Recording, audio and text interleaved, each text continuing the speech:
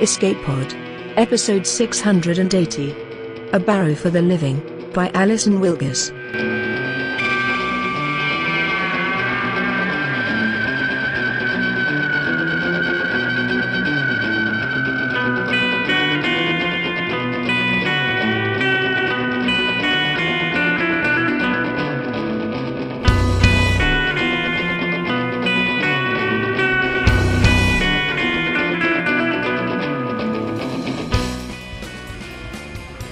Hello and welcome to Escape Pod. I'm Mer Lafferty, your co-editor and host for this week.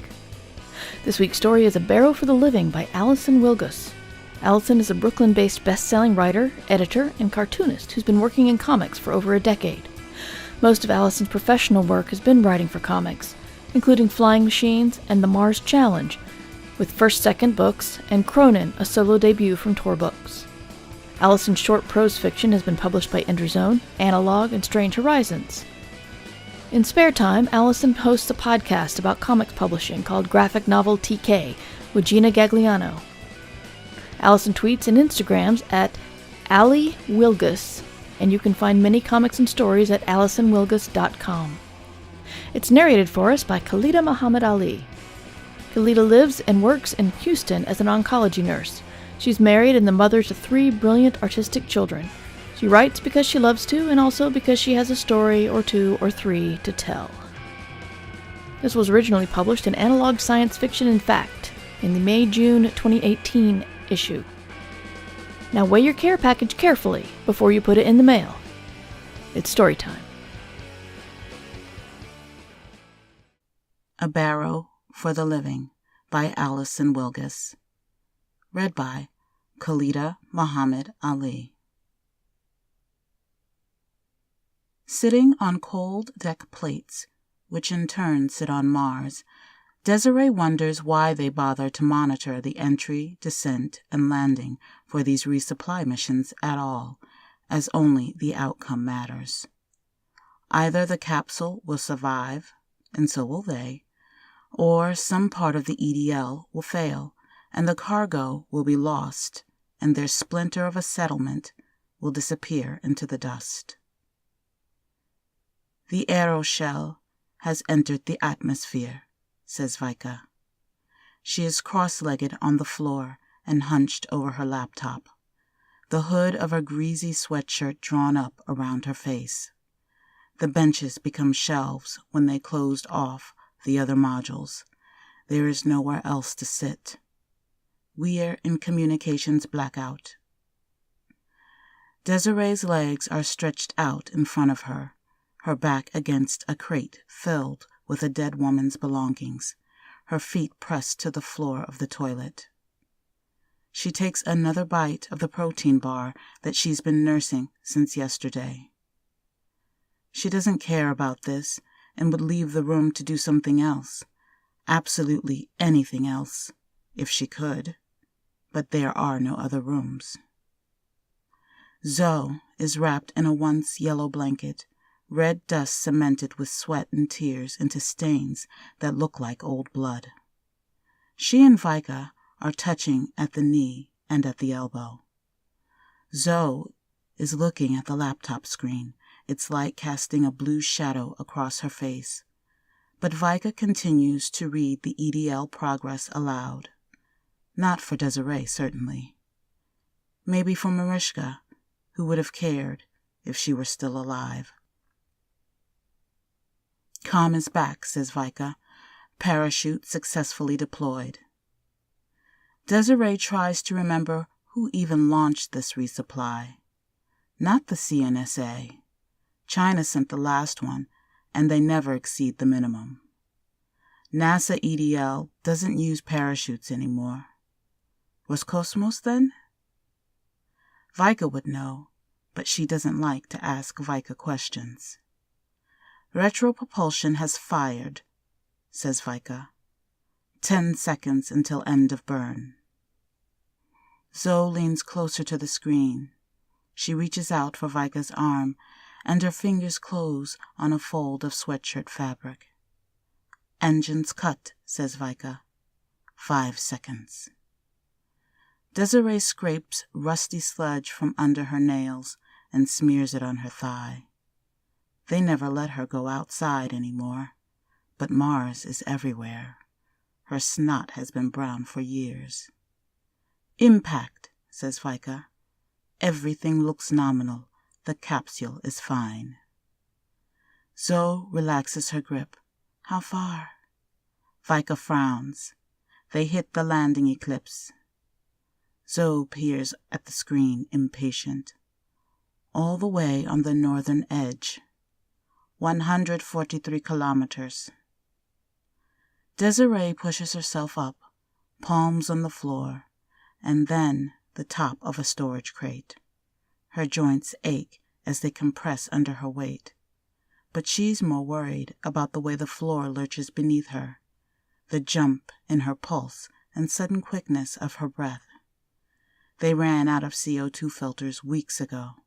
The air is stale, slow poison. Desiree waits for the dizziness to pass, then reaches for her shoes.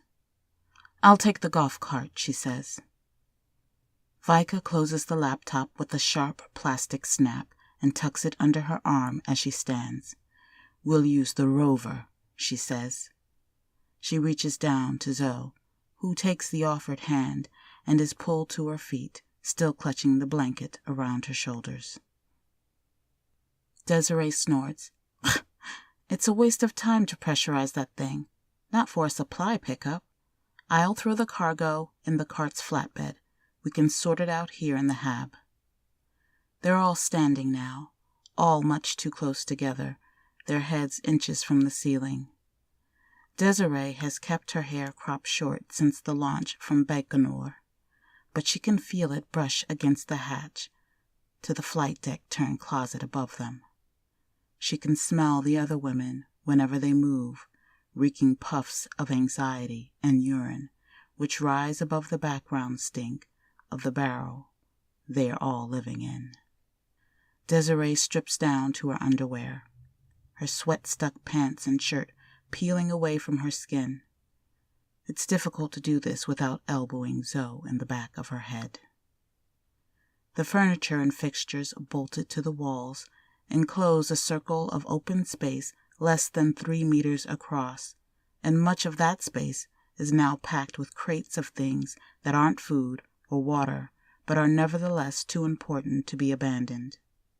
The other modules, 3 of them, are filled with bags of garbage and Martian air under pressure, just enough to keep their inflatable hulls from collapsing.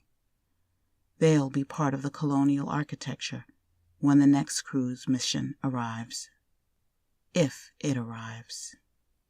If it ever launches at all. Desiree no longer reads the updates from Earth, but is forced to listen when Vika and Zoe discuss them. The next fast transit window is less than 3 years away, but momentum at the agencies, government and private alike, sputtered when Marisha died. No one wants to spend billions of dollars on a settlement so badly blighted. Vika and Zoe make a list of housekeeping priorities. It's easier to clean the hab with only one body inside of it. Desiree pulls her tattered surface suit and its yellowing undergarment from her locker. Are you sure about bringing her with you? Zoe asks Vika, as if Desiree isn't standing 2 feet away. Vika frowns. No. I could go. You're the engineer, says Vika. The colony will need you. They'll need us. Compromise, says Vika. Now wearing the suit, its helmet dangling from her hand, Desiree taps her fingers on the airlock door. The other women are leaned in close, their foreheads nearly touching. We're losing daylight, she says to them. Vika rests a hand on Zoe's shoulder and meets her eyes. We'll be back within a day, she says. Desiree shifts her weight between her feet. This close to leaving the hab, each moment of delay is a physical pain behind her eyes. They shut off the last of the other modules a year ago. Over a year. The windows are blocked. The airlocks are forbidden to her, except for errands like this one. This was supposed to be a node. They weren't supposed to live in here. The hatch closes behind her, and she takes a deep breath. Within an hour, the rover's cabin will stink, too, but for now it smells of dusty oxygen and electricity. She enjoys the relief while she can. There's so much room. She wishes she could lie on the metal floor and feel its smooth, clean coolness through her clothes or against her skin, but she isn't allowed to take off her suit. The dust has degraded the seal around the rover's airlock, and Vika refuses to treat the cabin like a normal shirt-sleeve compartment. And Desiree doesn't feel like arguing about it all the way to the supply capsule. Desiree wants to drive, and so she sits at the driver's controls, the plastic chair creaking under her weight and her suit's weight combined. She has left her gloves in her helmet, and she tosses them both into an empty sample storage bin. The molded plastic of the joystick and throttle under her fingers is exciting because of its novelty.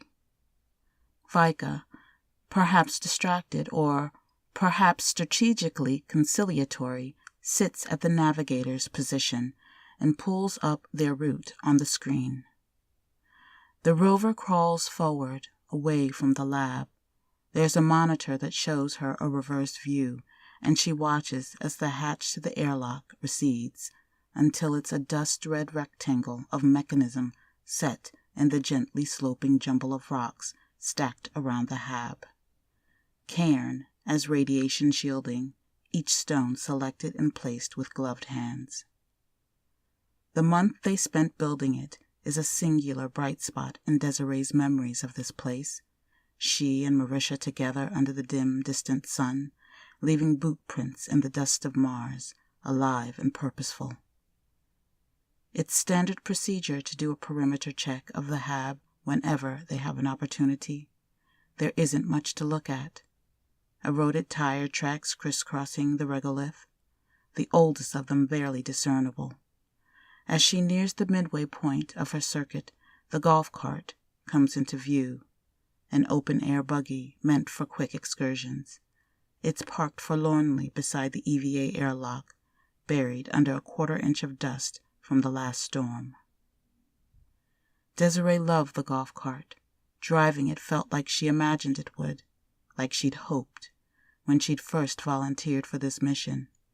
In it, she was an adventurer, an explorer on the frontier, a woman on another planet, out in the air with only a suit between her and a wholly alien place. Vika and Zoe don't let her use it anymore. They say she has too many rads on her dosimeter. She doesn't see what business that is of theirs. But on Mars, they feel that everything is their business. Her urine, her sweat, her tears, her shit. They'd collect her menstrual blood if they weren't all sterile. She wanted to bury Marisha on the surface, but they refused without even asking ground. It would contaminate the regolith, they said. It would be a waste of water. A corpse was their business, too. Further along the borders of their dying compound is the ISRU plant, a small inflatable building close to the ground. She can see the dented metal hopper into which robotic excavators dump loads of regolith, which is ground up and baked and condensed into liquid water. The water they use to drink, to hydrate meals, to electrolyze into oxygen. A pump failed in the plant over a year ago. They have been using their emergency supplies ever since, and those supplies are almost gone. She finishes the check and turns the rover northward. Her grip on the joystick is light. She could use the autopilot, but why? She can't remember the last time she had something this interesting to do. By Earth standards, Mars is a planet of extremes, with volcanoes that punch through the atmosphere into space and canyons as large as countries. But their landing site was selected to be easy and safe. The surface here is nearly featureless. Vika glowers at the flat red desert. Stay under 20 kilometers per hour, she says. At 30, we might actually be back here before it gets dark, says Desiree. Her tone is also flat. The procedures say 20, says Vika. A few hours aren't going to make any difference. A bubble of maliciousness swells in Desiree's chest. She hasn't been drinking her water ration. You know that. We left her there all by herself. Vika doesn't look up from her screen. She could pass out, hit her head. She could bleed to death before we got back. Vika makes a small noise of irritation. If we flip the rover, the entire mission's architecture will be compromised. Desiree barks out a laugh. Architecture strikes her as a lofty word for 3 women waiting to die in a can. They bounce across the rocks at 21 kilometers per hour. On Mars, the horizon is 3.5 kilometers away. Just different enough from Earth to tickle an instinctive sense of something being wrong. The mound of the hab quickly disappears from the rear view screens, and then there is nothing. Nothing but dry rock and yellow sky and a sun that is much too small and far away.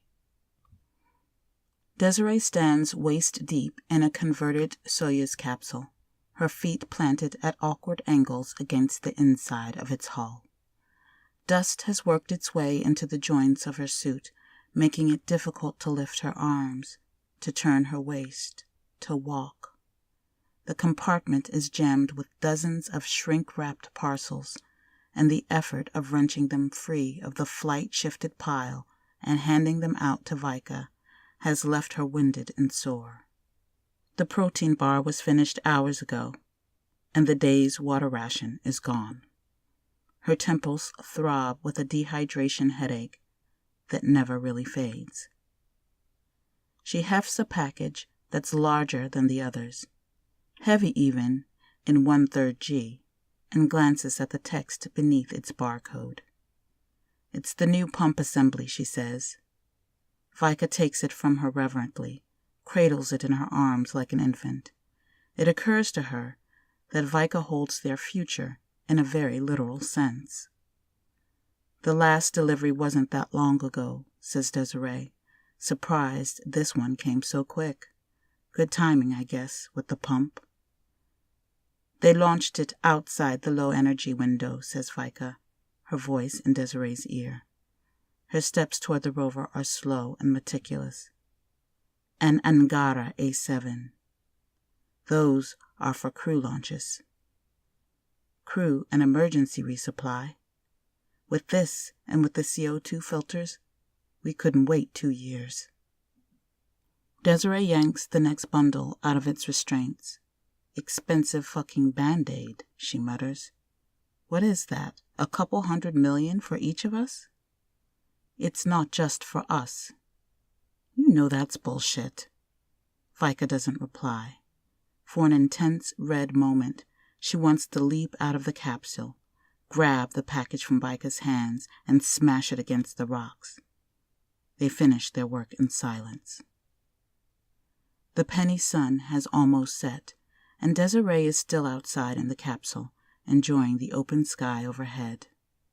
Vika has stacked their meager bounty in the rover's sample cache, save for one bundle that Desiree set aside, wedged into a pocket at her shin while she double-checks that nothing has been missed. Vika is at the navigator station, keying in their return route, when Desiree steps out of the rover's airlock.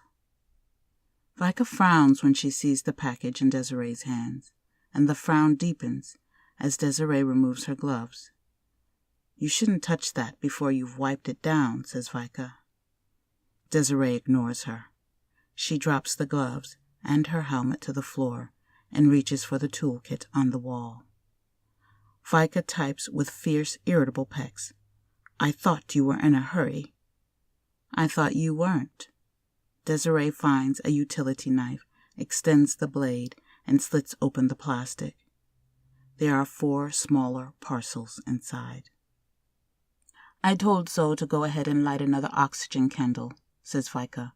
The resupply manifest was designed for a full crew, so we'll have plenty to spare for once. Desiree is only half listening. She drops 3 of the parcels into a sample bin. The last has her name printed in red on its label. Her fingers are clumsy as she breaks the seal and dumps the contents out into her palm.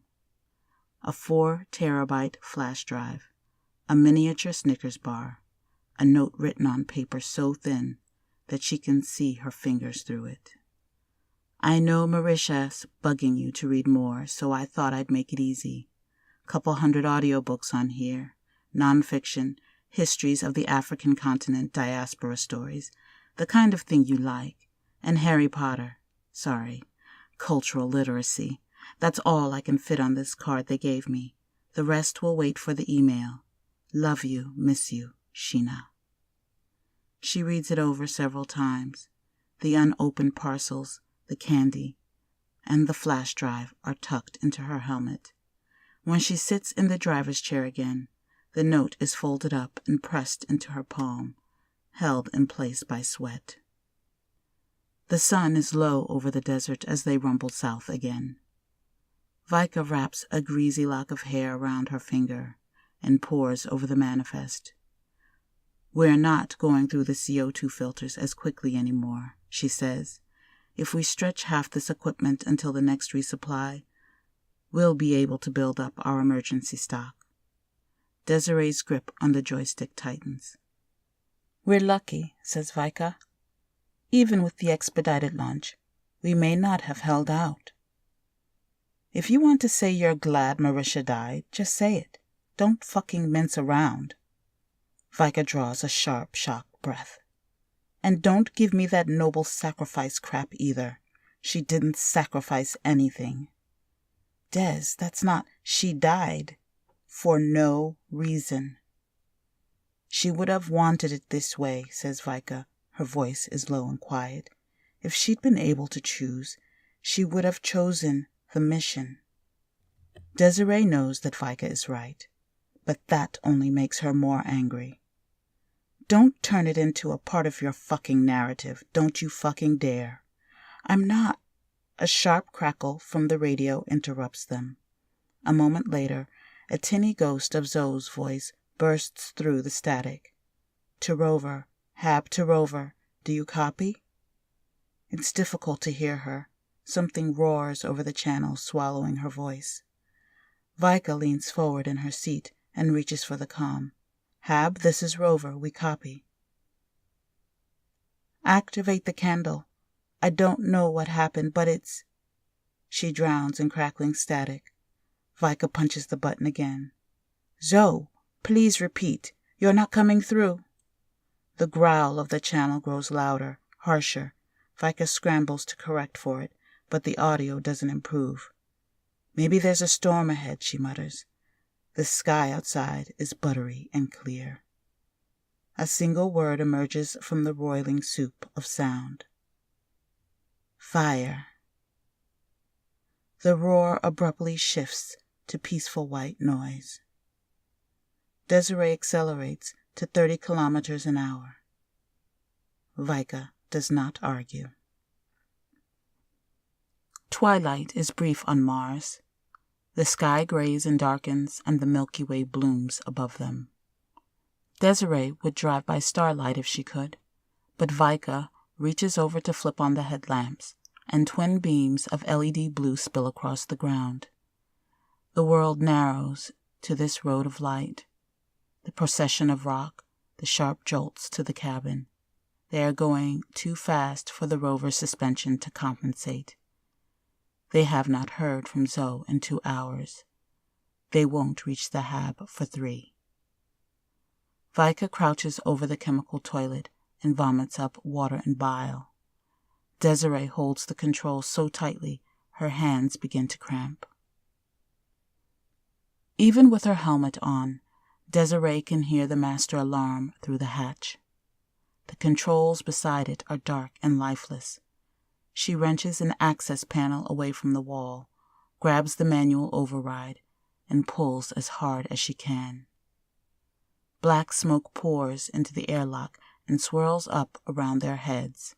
They each press a button on their forearm. Twin trembling beams of light slice into the dark. "I'll switch the hab over to backup power," says Vika. "Find her. Get her into the rover." They step inside the lander. Their single room feels even smaller now, lit only by their helmet lamps and the faint glow of emergency strips. Clumsy and oversized in their suits, they collide with every movement. The power plant is outside of the hab, but there are batteries on the floor as well. Vika squats down next to the lockers with a pistol grip tool and begins unscrewing a panel. Her hip is up against the backs of Desiree's calves. Desiree cannot see Zoe.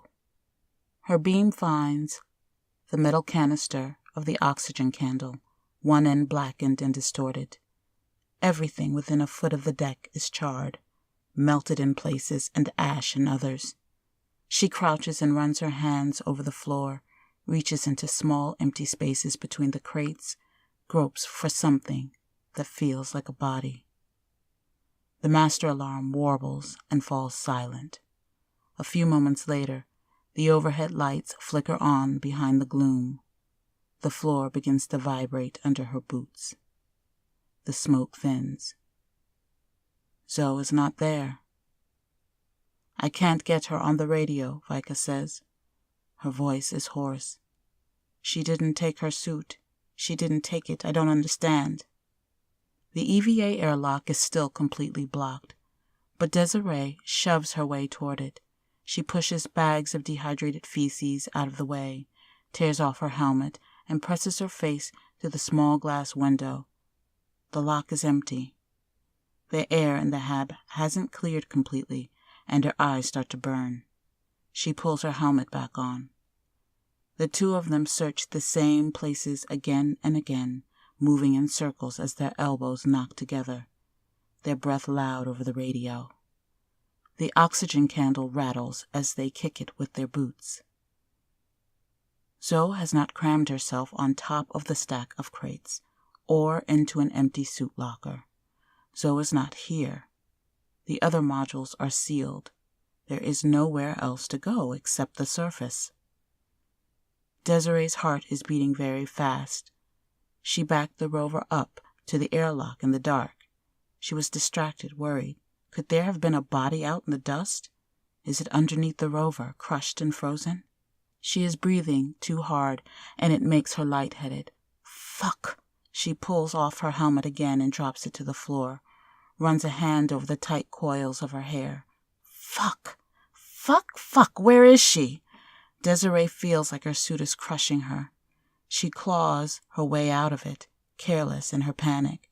Her sleeve catches on something above her head and rips with a sharp bite of pain. Fuck! She glances at her forearm. Beads of red bloom from a cut on her wrist. She looks up. Above them is the flight deck, the tiny compartment where they rode out their EDL, tucked into foam couches as the computer dropped them from orbit. The space is awkward in gravity and useless for anything but storage. The lever for the hatch gearbox was at head height, so they removed it. There are fresh marks on the bolt where the lever attached, gleaming in the smoky light. Threads hang from the space where torn metal caught her shirt. Desiree looks around the room again. She sees now that a wrench sits on top of a crate beside her. It was not there when she left. She grabs the wrench, fumbles it into place with shaking hands, and pulls the bolt through a clockwise turn. The hatch has not been resealed very tightly, and it bangs her head as it swings down into the hab. Zoe is crammed between the major constituent analyzer and Marisha's bagged-up suit. The fabric on one of her shins has burned away, and the skin is red and blistering. She doesn't reply to her name, shouted over and over again, or to a hand reaching out to shake her other leg. There isn't time for gentleness. Desiree takes hold of Zoe's hips, wide and bony, and yanks as hard as she can. Objects shift, clattering against each other, filling the space that Zoe leaves behind as Desiree wrenches her loose. She wraps her arms around Zoe's body, pulls her close and tight so they can pass through the hatch together, slithers backward into the hab and lands in a bruising heap on the floor. Vika presses an oxygen mask to Zoe's face. They tumble into the airlock with Zoe held between them, waiting for it to cycle, carry her into the rover and lay her gently on the floor. Her chest moves in a slow, steady rhythm. Desiree stares at Zoe's pale, sharp face until it blurs. There is movement in her peripheral vision, and an arm slips across her back. She feels hot breath against her hair. Tears drip onto her hands, twisted together in her lap. They repair the ISRU plant shortly after dawn, Zoe reading aloud from the checklist in the rover while Vika and Desiree work. Desiree imagines she can feel the sunlight on her back, casting shadows of her bulky silhouette against the plant's silver walls. The malfunction in the oxygen candle was caused by damage sustained in transit, which they missed during their equipment checks. Mir suffered a similar fire in 1997, a fact which Zoe mentions more than once. While they wait for new procedures and checklists from ground, Zoe devours the history of the old Russian space station. She sees it as a cousin mission, another troubled stepping stone in space, leading those who follow toward solid ground. They deorbited Mir, says Desiree. She is sitting in the driver's seat, looking out at the surface. The others are finishing their breakfast, curled up in the nest of sleeping bags on the rover's floor behind her. They crashed into the ocean. They can't deorbit us, says Zoe. Her voice has mostly recovered. The cosmonauts of Mir helped to build the ISS, says Vika. Krikalev, Usachev, Milechenko, Gizenko, a dozen more. Desiree turns the chair around. No one asked them to die in space. Zoe sighs. No, they asked you, says Vika. Desiree laughs. I'm an idiot. Here, here, said Zoe, and raises her plastic mug of coffee. The damage to the hab is extensive and difficult to repair. Several storage containers have melted and fused into each other. The fire was hot enough to warp part of the deck plating, which in turn pulled the cables and connections underneath out of alignment. This is what caused main power to shut itself off. They pull up most of the floor and check the whole length of every system. Zoe spends her recovery hunched over checklists and diagrams and manuals. Vika and Desiree take turns cleaning the hab and return from their work with aching backs and soot-blackened hands. 2 weeks after the fire, ground agrees it's safe to move back into it again. Their last night in the rover, they sit on the floor with their legs in a triangle, foot to foot. Zoe's cough is better. Burns and cuts have begun to heal. None of them are wearing suits, not even Vika. A feast is laid out in the triangle's center. Beef jerky from Zoe's parents, 2 ounces of vodka from Vika's brother, the Snickers bar cut into 3 equal pieces. Beside them is Marisha's package, which her family has told them to open. Desiree agrees this is what Marisha would have wanted. Marisha was always generous. Vika and Zoe are watching her, expectant. She picks up the package and slits it open with her fingernail. A tiny jar labeled in cheerful handwriting as strawberry. Another flash drive. A letter, which Desiree carefully unfolds. Marisha! Hey, I'm so excited for you. Been watching the crew selection. It's all happening so fast. You'll have neighbors any day now. I wanted to send you a housewarming gift, but they don't give us a lot of room, so this is the best I could do. Some jam. Some jams. Love, love, love.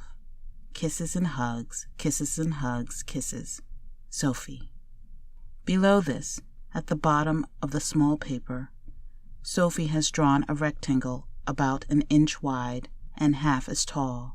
In the middle, she's written the word, welcome. They pass the letter around. They weep. They eat their food and make small noises of pleasure with each bite. When they finish, they sit for some time in companionable silence. The sun set hours ago. They can see Phobos, the little potato moon, shining through the forward windows as it trundles across the sky.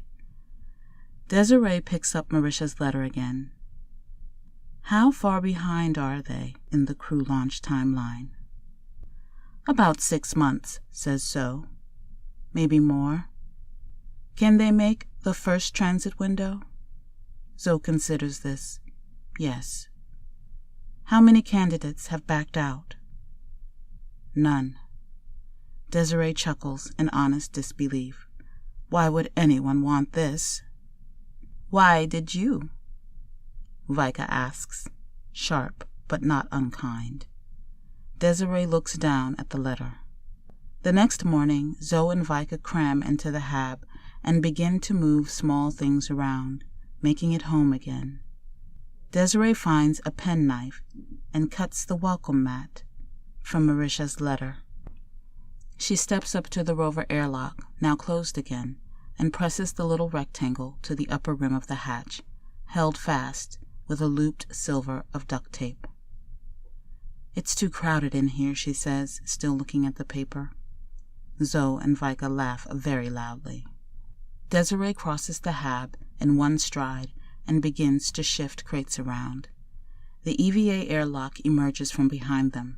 Neither Zoe nor Vika ask what she's doing, but they watch her from the corners of their eyes. She gets her suit from her locker and pulls it on. She notes the number on her dosimeter, checks her radio, checks her gloves and her boots and all the seals. She'll have 12 hours of oxygen and half a liter of water. Enough for what she's got in mind. I'm going to go prep the golf cart, she says. I'll take an hour, 2. Fill the lockup with garbage while I'm gone. You can't put it on the surface, says Vika. I know. I won't. Their camp has been resupplied 6 times via 6 capsules of 3 different designs. The capsules have an average interior volume of 7 cubic meters.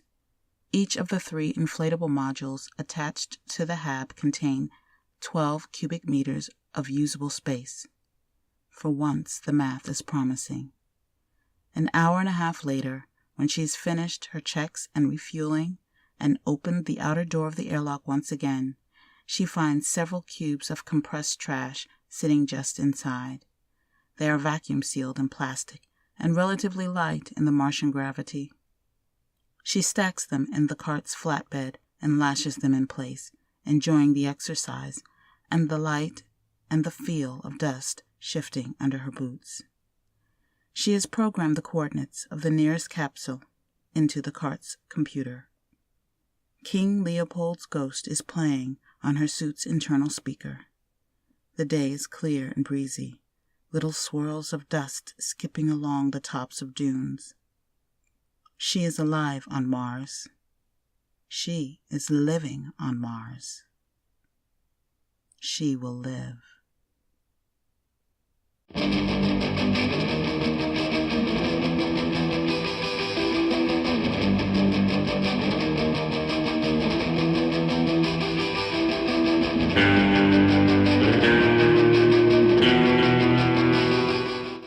So that was our story. One thing I think people love about classic science fiction is that it's so clean. The Enterprise is clean, the Death Star is clean, the future is clean. I don't know what spirits away bodily fluids and wafts away BO, but it probably has something to do with a tricorder or nanobots. Sometimes planets are dirty, but space and space travel, they're clean. I think the concept of the clean space travel has damaged our expectations for our actual future. People want teleportation and nanobots that clean the bacteria off your skin and whisk away the body odor. But reality will hold for us a future where everything must be recycled, like this story. A future where you can't worry about how you smell because you'll all smell the same.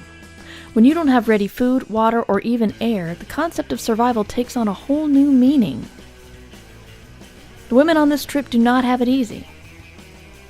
But they survive, because that's what humans do. It's something I try to remember when things get bad. No, I'm not running out of air, or food, or water. But sometimes, you just gotta remember that we do what we can to survive, whether it's fighting our everyday problems or fighting our lives in the absolute horror of space and planetary exploration far from home, and far from jam. As always, Escape Pod is a production of Escape Artists Incorporated. We distribute under a Creative Commons Attribution Non-Commercial No Derivatives license. If you hear us say this every week and you don't actually know what we're saying, I recommend going to creativecommons.org and checking it out, because it's a pretty cool way to distribute intellectual property on the internet and still maintain your rights. All other rights, by the way, are reserved by our authors. Our license means you can share it, but don't change it and don't charge for it. We're a pro-paying market, meaning we live on your donations. And when I say we, I mean Escape Pod at escapepod.org, and our sister podcasts, Podcastle, Pseudopod, and Casts of Wonders at their .org domains. You can support all four of us at patreon.com/EAPodcasts. Our music is by permission of Daikaiju. You can hear more from them at daikaiju.org. DAIKAIJU.org. That was our show for this week. Our quote comes from Aristotle. In poverty and other misfortunes of life, true friends are a sure refuge. The young they keep out of mischief, to the old they are a comfort and aid in their weakness, and those in the prime of life they incite to noble deeds. We'll see you next week with more short science fiction. Till then, have fun, and be mighty.